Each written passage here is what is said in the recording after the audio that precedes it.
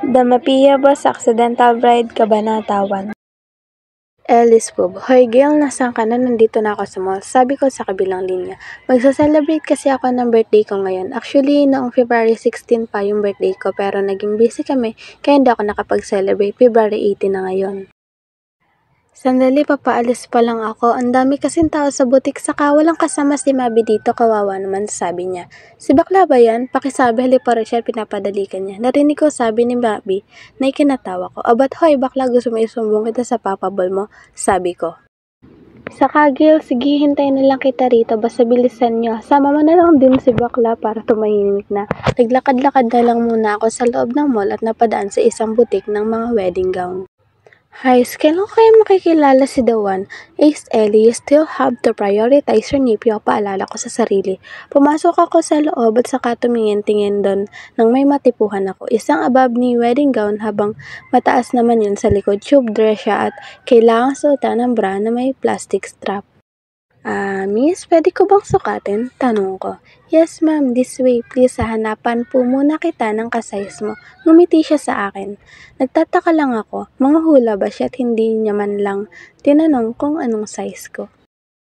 Ace, bahala na, makikisukat lang naman ako. Actually, isang wedding designer din ng BFF ko, pero ayaw niyang ipasukat sa akin hanggat wala akong nagiging boyfriend. Ang galing ano, ayaw niyang ipasukat sa akin dahil sa wala pa akong boyfriend at hindi naman ako nagbabalak magkajowa.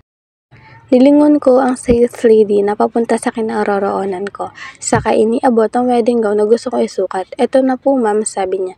Nagsimula na akong maglakad papunta sa fitting room. Matapos mahubad ang suot ko, isinukat ko na ang gown. Tiningnan ko ang sarili sa salamin. Ang ganda ng dress na to. Naisip ko asar yan si Gail kaya lumabas ako sa fitting room at hinanap ang clutch ko. Kinuha ko ang phone ko doon pero agad ding mabitawan nang may biglang magtakip ng panyo sa ilong ko. Pinilit kong pumiglas para makawala pero nawalan ako ng lakas at nahihilo na rin dahil sa napakasakit na amoy nang gagaling sa panyo nito. Dumilim ang paningin ko hanggang sa mawalan ako ng balanse at nahimatay. Pagising ko, nasa isang magarang sasakyan ako at may nakabantay na men in black sa magkabilang gilid ko. Sino kayo? Saan niyo ko dadalhin? Tarantang tanong ko. Sorry ma'am, pero utos lang po ito ni boss. Sabi nung isang nasa front seat. Anong boss? Saan niyo ko dadalhin? Alam niyo bang kidnapping ito? Sabi ko at pinagsusundo ko nasa gilid ko pero agad nitong itinali ang kamay ko. Hoy Zafiro, bilisan mong mag-drive. Kung hindi, lagot ka kay boss. Banta nung nasa gilid ko. Oo na, binibilisan na nga. Huminto ang sasakyan sa tapat ng simbahan. Tiningnan ko ang sarili ko at naka-wedding gown pa rin ako. Huwag mong sabihin, oh my God, mali ito. Hindi ako. Tatahimik ako, ipaputo ko itong baral sa bunganga mo. Sakit mo sa tenga, banta nung nasa front seat. Grabe Seb, ang harsh. Komento naman ng driver. Hindi naman sila mukhang kidnapper. Mukha nga silang bodyguard eh. Baba, utos lang ang laki nasa front seat kanina. Yung nagbantang babarilin niya raw ang bibig ko pag di ako tumahimik. Bumaba ako, itinulak ako nung isa. Lakad, bilisan mo. Naghihintay na si boss sa loob, sabi nung isa. Yung katabi ko kanina, oo na, maglalakad na, hindi mo naman ako kailangang itulak. Inisasabi ko. Nabibisit na ako sa isang to. Pag ako nakawala, goodbye earth talaga to. Pumasok kami sa simbahan. May tumulak ulit sa akin at nakita kong yun ang lalaking kanina pa nagbabanta sa akin. Nakakainis na talaga. Ano ba kanina ka pa? Sisipain na talaga kita. Hindi ko mapigilan na sabihin niyon at sinamaan ng tingin yung lalaki. Akmang magsasalita ang lalaki nang biglang bumukas ang pinto ng simbahan. Nakita kong naglalakad ang lalaking nakaputing tuxedo at ayos na ayos. Papunta pa lang ito sa akin pero ramdam ko ang malamig nitong aura. Masama ang pakiramdam ko rito. May mali talaga. Stop it, woman. You're inside the church. Act like a lady, not a child. Sabi ng lalaki na sa harapan ko na ito. Sabi hila sa akin papasok. Ang gwapo nila lang. Ace Ellie, nasa panganib ka na nga. Lalandi ka pa. Ikaw naman kasi nag-isip-isip ka kung kailan ikakasal. Ayan tuloy, nagkatotoo. Sino ka ba? Tanong ko. Hindi niya ako pinansin at nagpatuloy lang sa paghila sa akin. Aray, dahan-dahan naman. Napakasadista mo. Reklamo ko. Wala na din naman akong pag-asang makatakas dahil nga sa may nakabantay na men in black sa labas. Father, simulan na po natin, sabi niya.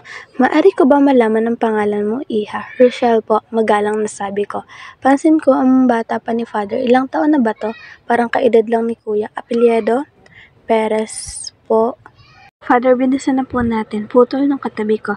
Bastos, do you take Cohen Agathon Carter to be your lawful wedded husband in sickness and health till death do you part? Tanong ni Father. Teka, nagugula na ako. Yung babae sa butik, yung men in black at itong katabi. So, kinidnap nila ako para ipakasal sa mako na to. No way! Miss Perez, agad na nabaling ang attention ko kay Father. Po? Do you fart?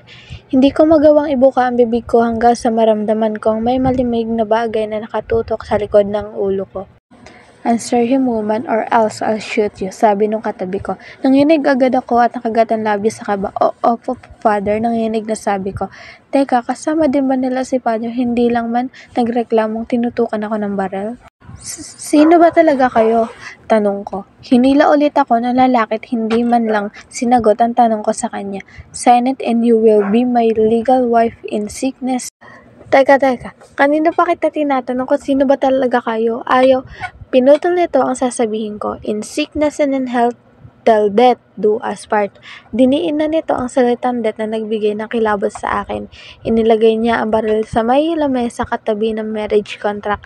Kaya nanginginig na pinirmahan ko iyon. Isa lang nasa isipan ko ngayon. Kung hindi sila gangster, posible kayang mafia sila at siya ang boss? Pero wala pa ako nakaka-encounter na grupo ng mga mafia. Tsaka akala ko hindi sila totoo at fiction lamang sa mga movie. Mukhang malas nga talagang araw na to. If you really want to know, I'll tell you then. I can't take my eyes off him even if he's giving me this unusual aura. Hindi ko magawang hindi ito titigan. I am Cohen Agathon Carter, the one and only boss of the mafioso underground organization. Anything you want to ask? If you got a problem with that, then you're ready to face that, are you? Nakaawang ang labi ko matapos niya sabihin niyon. Halo-halong emosyon ang nararamdaman ko. Takot na baka may mangyaring masama sa akin. At pangamba dahil sa isa itong delikadong tao, mamapatay, walang awang mamapatay ng inosenteng tao. Isa itong mafia boss. Jesus! Kakasabi ko lang na ayaw ko munang magkajowa, pero bakit asawa agad ang binigay mo? Napaka-unfair! Let me repeat it again. I, Rochelle Benitez Perez, is the mafia boss accidental bride. I'm dead. I'm seriously about to be dead right now.